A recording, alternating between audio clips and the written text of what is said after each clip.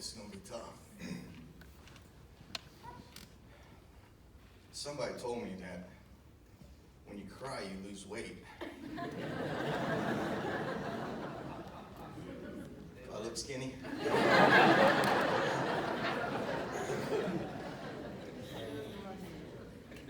going to try to lose a little bit more weight tonight, so got my dad's hanky. I want to thank everybody for showing up to honor my father. My dad would be really mad at us right now because he never wanted anybody to do anything for him, but he wanted to do everything for everybody else. He never wanted to inconvenience others. And once you met my father, you were his friend. Forced. My dad loved you. Talked about you all the time. Anybody that he ever met, he always considered them his friend. Talking with some of the neighbors the last few days, I don't know if they're here or not, but they all said the same thing. When they moved into the neighborhood, they saw this man just walking down the street to introduce himself to them. Talk to him. Say, if there's anything you ever need, I'll help you. Also, he's a professional mover.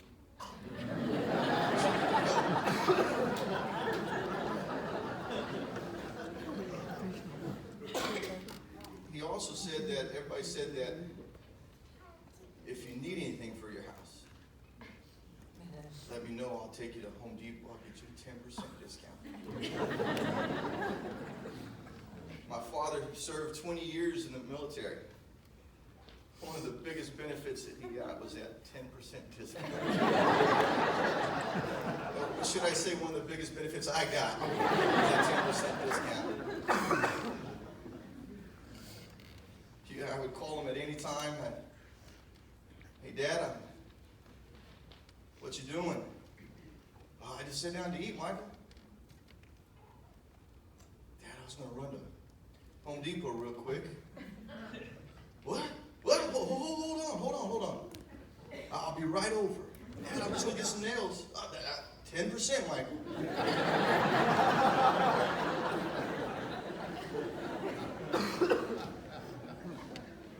One of the things my father loved, it's pretty easy. He loved God. He loved his family. He loved his church.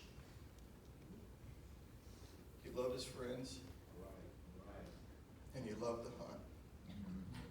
As everybody said. When he come to church, Brother Jackson, probably the last 5-8 years now, his hearing really started to slip. And we talked about a hearing aid. We begged him to get a hearing aid. And he couldn't get a 10%. yeah, he could get that 10% on it, so we said no.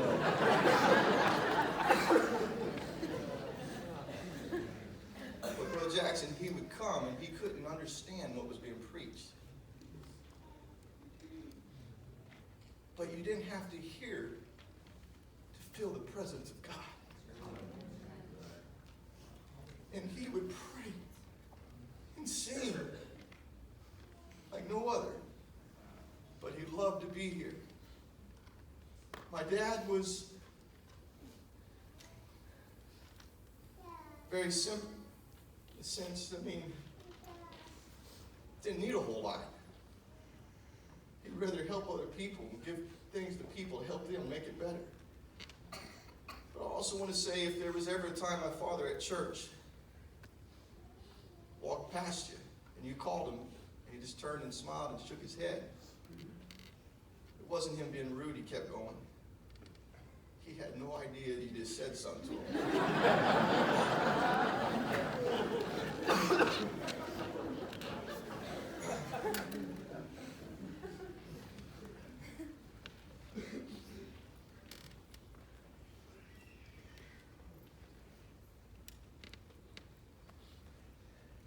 I used to hear my father pray all the time.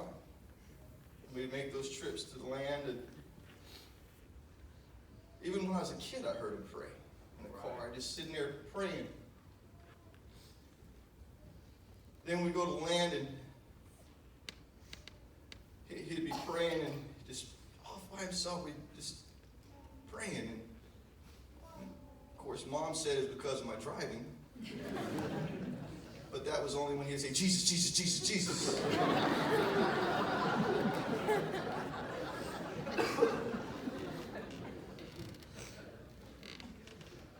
I'm going to miss those times when he'd yell, Michael, slow this truck down. Or the best one was when he'd put his foot on the dashboard, just totally brace himself. He thought I was going to run into somebody.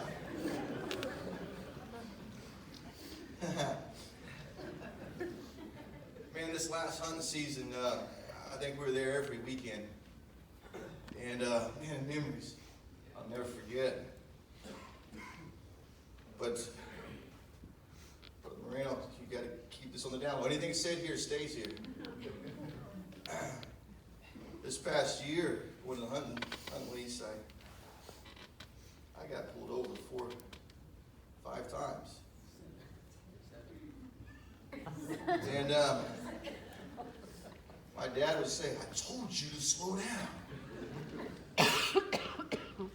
Well, they'd come to the car, and I talked to him a little bit, and there were certain things you just know what to say and what not to say. Dad, he got a ticket because he couldn't hear him. But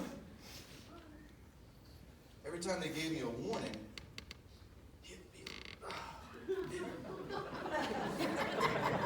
he was mad. I got a warning. He thought I wasn't going to take it.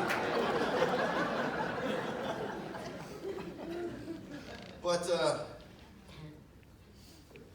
there was this other time we were going. This time I was going pretty fast. And this was my 5th time. Before this time, actually, my mom had got a ticket. And my dad had told the police officer, he said, I told her to slow down.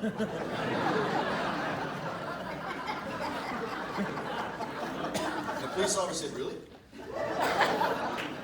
She got a ticket. So in the back seat, my father was sitting, Mike Johnson was with me. And all I can remember is him saying something to that cop. I said, Dad, I told you, Michael, I've been telling you to slow down. I said, Dad, please, don't say a word.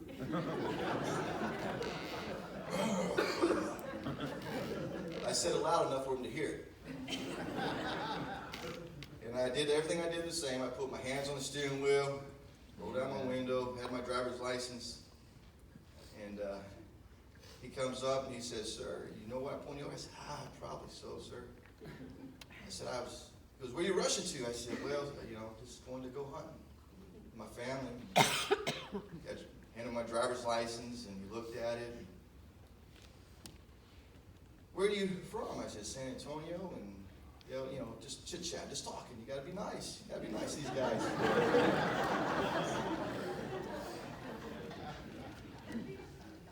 Well, he said, you know what, I'm just going to give you a warning this time. This time I heard, see? I'm like, you kidding me?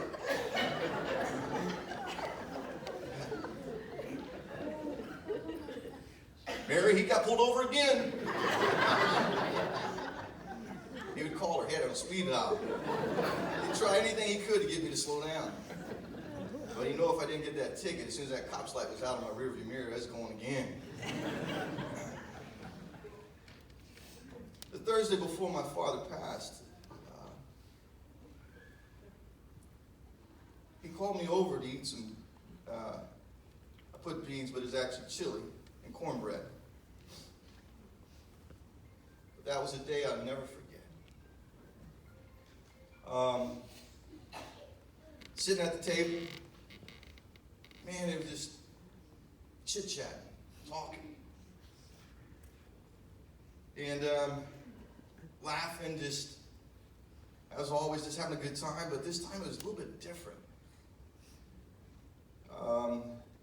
My dad is a jokester. He just always got a pick, and that's just my dad. I mean, my mom could make a full course meal. I mean, it could be chicken dumplings, biscuits, fried okra. Oh. I mean, just lay it all out. But my dad would say, "Jeannie, these beans are cold." I look back and I'm like, "Hey, got all this other stuff. You gonna complain about the beans?" Well, that night, my mom said, "Jack, this cornbread is good." I perked up. I said, "You made that cornbread?" Mom said, "Yeah, he made that cornbread." I said, "You need some salt in that cornbread."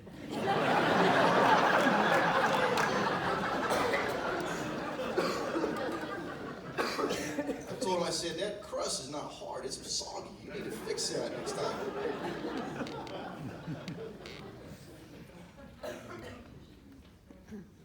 My dad was quick to get off of that pretty, he changed the subject and we started talking, cutting up, and a few minutes later, he asked me, and I'm looking to see if he's here. I don't know if he's here or not.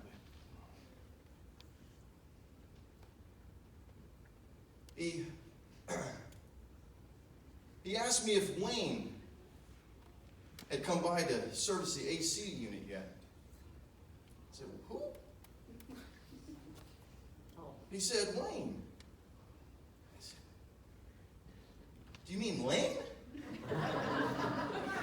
"Oh, yeah, Lane."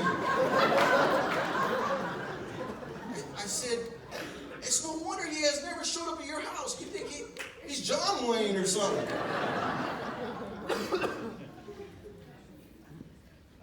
Well, Mary asked him, she goes, "How do you communicate with Forrest when you go to McDonald's? I mean, every time we talk about something you can't hear, or you hear somebody say you can't, how do y'all communicate? This is it. Forrest, is it okay if I say your age?" She goes, "Forrest is 85 and you're 82 and you both have hearing problems." And so I got a little enactment here, just real quick, short and sweet. They're sitting there talking, Forrest and my dad, and communicating back and forth. Miss Lee, you've probably seen this communication quite a few times. Forrest would ask my dad, "Jack, do you want some more tea?" "Huh?" "I asked you, do you want some more tea?" My dad would think about it. "No, Forrest, I don't have to pee."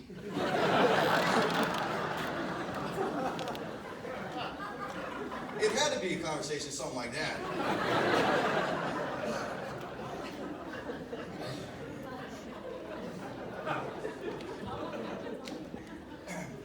And Josh, the reason why I asked if you peed in the shower is if we ever went over there and had to take a shower, we're going to let the water run a little ways. Or if you ever go to land and take a shower, we're going to let the water run.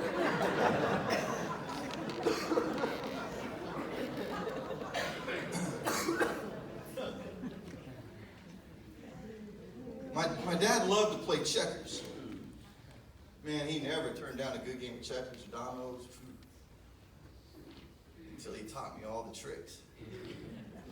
He taught me to play checkers, and I went to state competition and won state 2-3 years in a row.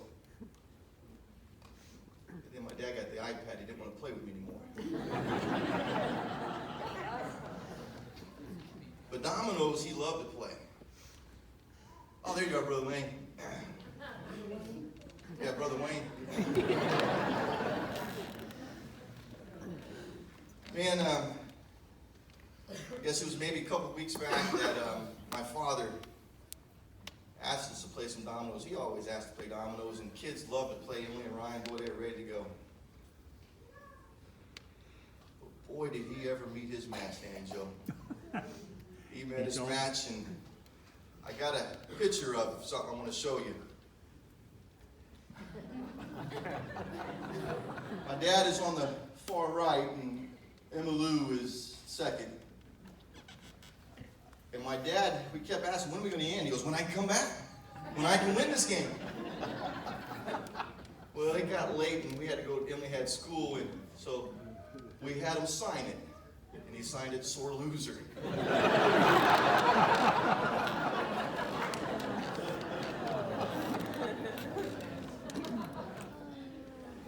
My dad taught me a lot of things growing up. I remember when he took me to buy my first truck. Man, he took me out there in pea green. And I didn't care. It was my first truck. And it was going to be mine. But he taught me to negotiate. This was at USAA, and the guy worked at USAA, and we drove it around. He asked me if I liked it, and I said, yeah, Dad, I just want a truck. And he says, all right, now this is what we're going to do. He wants $1,500, but you're going to go in there and say, all I got are, will you take $1,200? And you got to ask softly, Mike. I'm going to put this other $300 in my pocket. He says, no, we'll go back and get it, but we're going to go for $1,200 first. I went in there and asked him, that guy, I turned my head to the side and I said, $1,200 cash? That's all I got. Oh, that Jack, oh, I told him $1,500.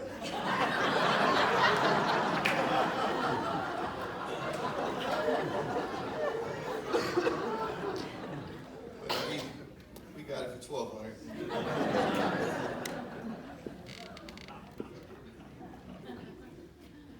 Well, I started my first business, and I was looking for some good help. I started cutting lawns, and my dad said he wanted to go along and help, and of course I said I'd pay him. I paid him well. I paid him $5 a yard.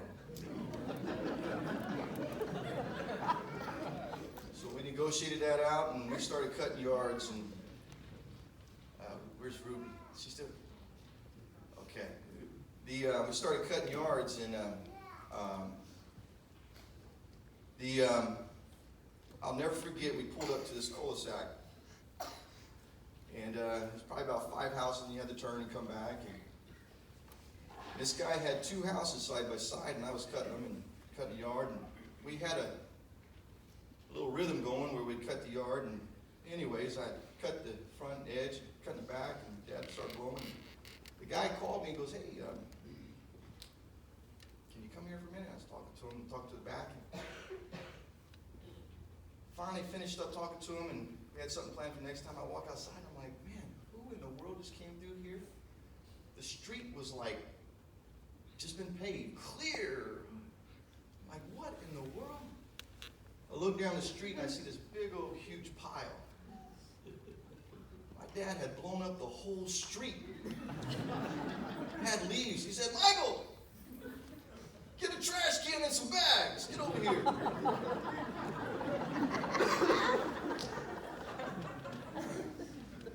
Boy, I was upset. I said, Dad, time's money. You don't clean the whole street. Clean the front of the house, and that's it. Man, Dad, he was a worker.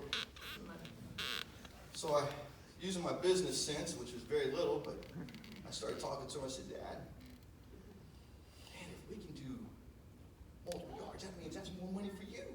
We can do 2 yards in an hour. That's $10 an hour for you, Dad. We gotta hustle. I remember cutting another yard, and my dad would cut the backyard, I'd cut the front, and man, as soon as I finished, man, I'd be weed eating. He'd come around, get the blower, and we had a little method going. And But my dad also, man, even as a kid, he'd always tell me, go 2 stripes over, because it makes your yard look bigger and it makes it look nicer. So we go 2 stripes over, up and down on the lawn and on our neighbor's yard. It makes his yard look bigger, it looks nice, it looks all universal.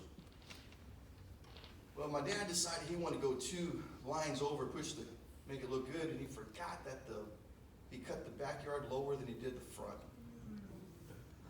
And he cut the neighbor's yard, and he cut it 2 stripes, and he scalped it. That guy came out, he's mad. What in the world are you doing? Who's in charge? My dad goes. I was like,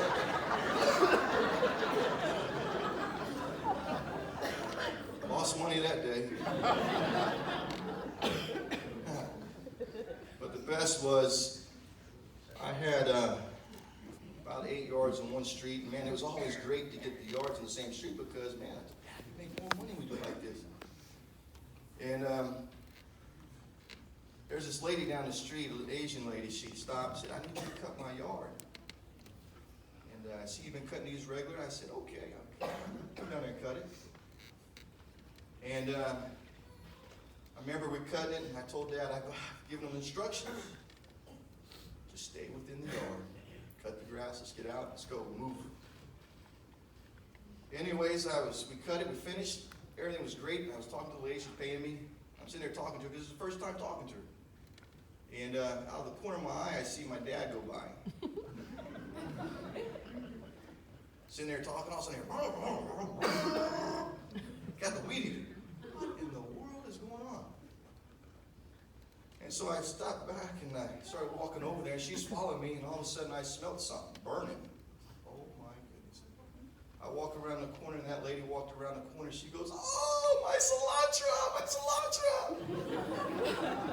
He had got inside her garden and started cutting everything in the garden. He thought it was weeds.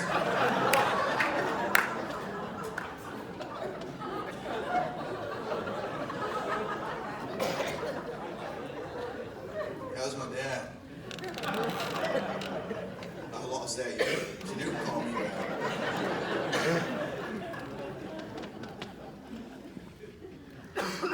My dad was a big fisherman and hunter, and I got to tell a couple stories here, and we'll move on. Man, I loved to spend time with him. The drives down there, we would talk. Man, he'd talk about his family. We had 2.5 hours. Well, it was supposed to take us about 4. We got there in about 2.5 hours. But talk about his family. He loved family. Talk about our family. But I remember we took him fishing one time, and we went down to the coast, and my dad never liked to fish in the sea because he's got seasick. And I remember telling him, Dad, we're not going to go deep sea fishing. We're just going to go in the bay. The bay's calm. You'll be fine. And, no, my God. I said, Dad, we got to go. Chet, you were there. I said, we got to go. And, are you sure it's calm? I said, Dad, it's calm. Nope. So we were going to go fishing, and before we went to fish, we all went to go get something to eat, and I said, hey, this is your fault, Pressy. A friend of mine told me that Trout Street is a good place to eat. And I said, well, let's go eat there. I said, oh, well, everybody's all right, we'll go eat there. Trout Street was expensive. We went in there and we looked, and he's looking at the menu, and there's nothing under $25. My dad doesn't spend $25 on nothing when he goes out to eat. And he looked at me and goes, Michael, you sure know how to pick them, boy. So we ate fish and fries, and then we decided to separate, and some went shopping, and then all the men went to go fish. We got in line, and we got on a boat. We're going out, and Probably about 15 minutes after leaving, I look over, my dad's sitting down. He was done. Just a little choppiness got him sick. He couldn't get up and fish. And we stopped the boat and everybody's fishing, and all of a sudden, a few seconds later, I see my dad run up and, Michael, there goes that $25 fish!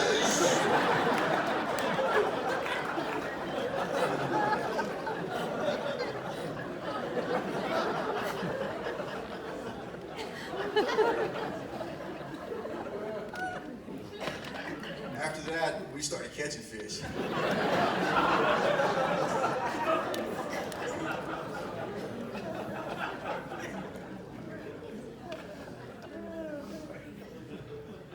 I'm going to tell this story again because it's my favorite, Brother Penn. But we used to have this hunting lease in Dilly. Brother Penn, we never saw any deer. Where'd you go? And we had it for 2 years, and we never seen anything, shot anything. We saw footprints, whatever.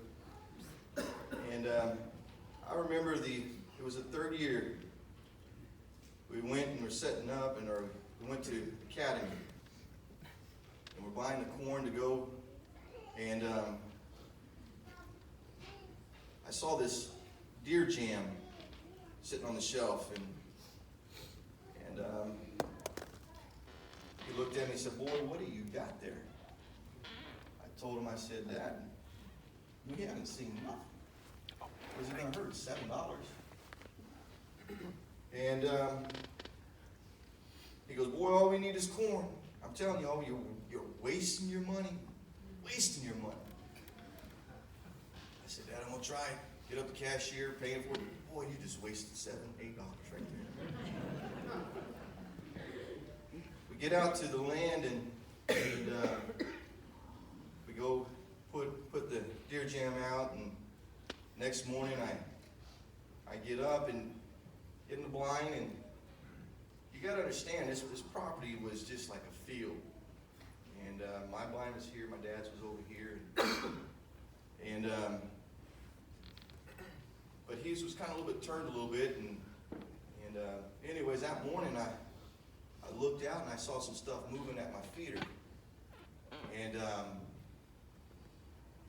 said, "Oh my goodness, there's something there." A few minutes later, I looked over to my left and I saw something over there. Oh my goodness, there's something over there. Oh, I'm getting excited. And I pick up my gun to look over. I was going to shoot a deer, and I said, "Let me just look one more time."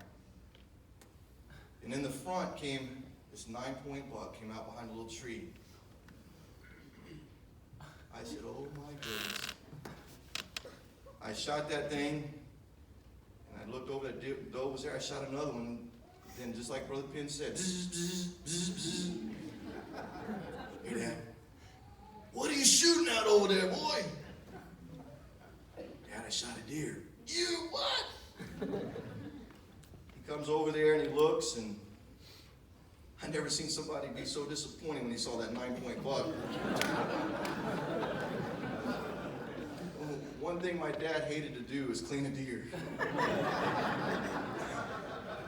He hated it. Well, next weekend we go back again, and boy, I had that deer jam. I put that deer jam out, and that morning hunt, lo and behold, if an 8-pointer doesn't walk out, and bam! Zzz, zzz, zzz. Yeah. "What are you shooting over there?" "Dad, there's an 8-pointer. "What?" Next week we go. My dad had that deer jam.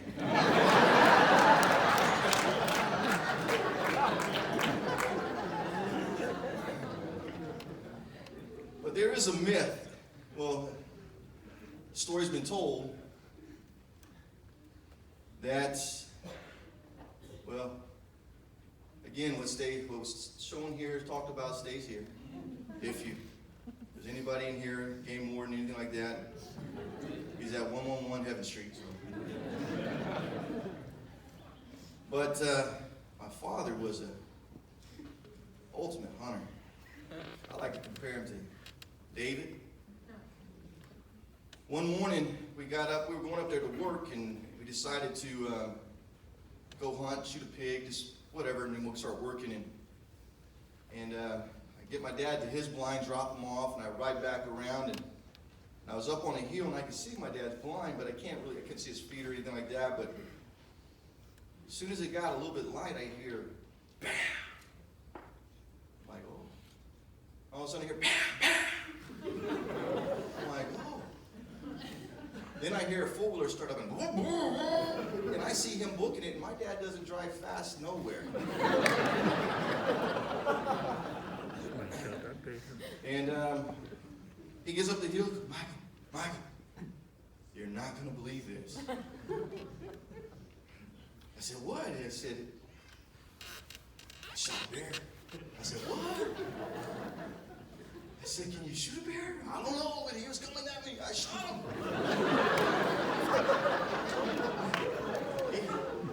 He said, it's still alive.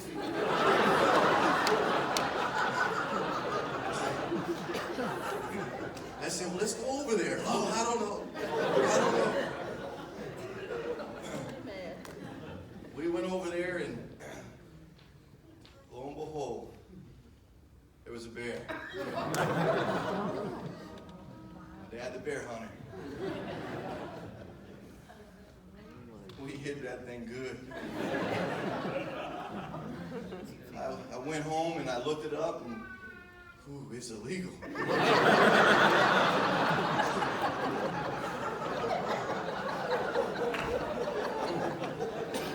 Trying to get me in trouble, says Patty.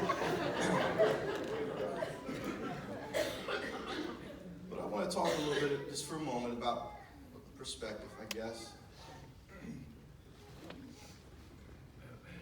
When I was younger, I saw my dad in a different light or different roles. Maybe from the age of 1 to 7, I looked at my dad as my protector. I got scared at night, I could go into the bedroom, he'd get me in the bed, everything was going to be all right. I knew my dad was there. My dad had those big old high forearms, strong. He was going to take care of everything. Did I say it wrong? Oh, I'm sorry. Maybe from the age of 8 to 12, I saw my dad as the enforcer. But he was good at that belt, swinging that belt. I said this before, I'd never seen a whooping that Joel, Debbie, and Sandy didn't deserve. Me, I was a good child, but I got him. Just being guilty by association, I guess. But he would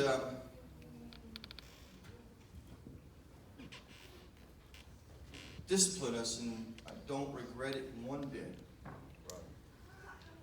I wish there was more discipline in this world today. But he showed me right from wrong. He taught me. Maybe at the age of 13 to 19, I saw my dad as somebody that was trying to hold me back. Or maybe trying out to be a boxer or something. When I say that, I was 15 years old, and I've been in this world for 15 years. I knew it all. I didn't need my dad. So I thought. I would try to do something, Dad would say no. I said, you just hold me back, Dad. I know it all. I'll never forget the day that me and my mom was having an argument. And I was yelling at my mom. And out of the corner of my eye, I saw something. Then I saw a bright light, some stars, fireworks, and I was on my knees. fireworks went away, I looked, my dad was standing over me and he said, don't you ever let me hear you yell at your mom again. Dad, I didn't yell. It was more, Mom!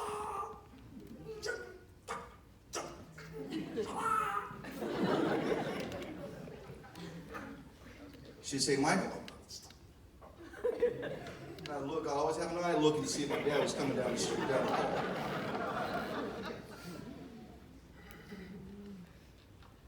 But the age of 20 to 30,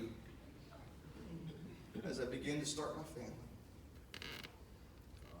I realized that everything he did was for me. Make me a better person.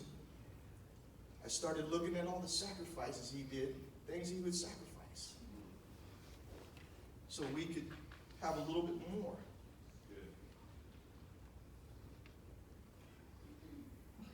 I'll never forget. We had a paper route, and my dad would work 10-hour days. Come home and would throw the papers in the back of the truck, and he would start taking off with us again. His days wasn't 10, 12 hours. It was a lot longer. He'd always tell me, save money for those rainy days. Don't spend it if you don't have it.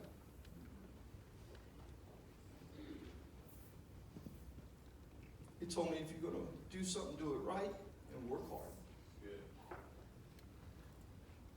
So at the age of 30 to the present, my dad was not just my dad anymore. He was my best friend. He was my hunting. He was the one that I would call if I just wanted to run down the street.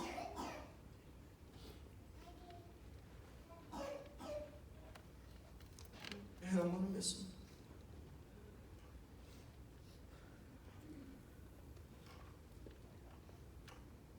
My dad never liked to say goodbye. You talked to him on the phone, it was, hey Dad, I'll talk to you later. All right. Click. Hello?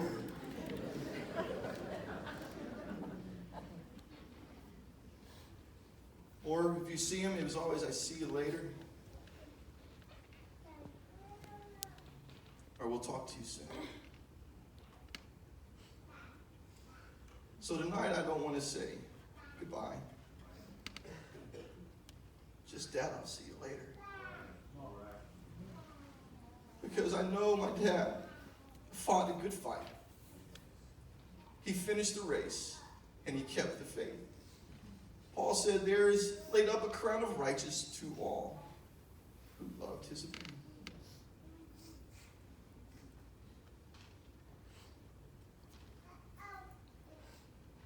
My dad did it all right.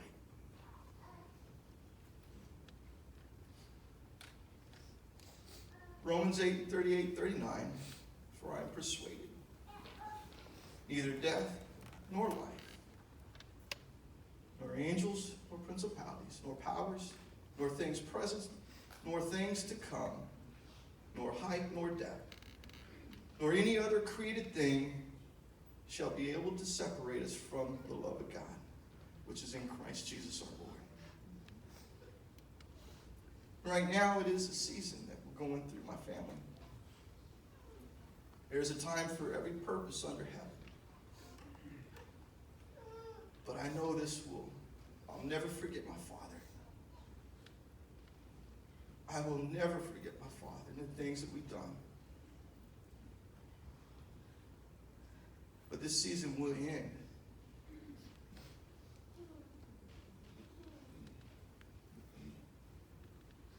And when it does, my family's still going to be standing. I'm going to praise my God in the good and the bad. In all things, I will praise him. Dad, I ask, put in a good word for me. Find a good hunting spot. Find a good fishing spot. And Dad, one thing I forgot to tell you. was good. It was really good. I miss you. I love you, Dad. We'll see you soon.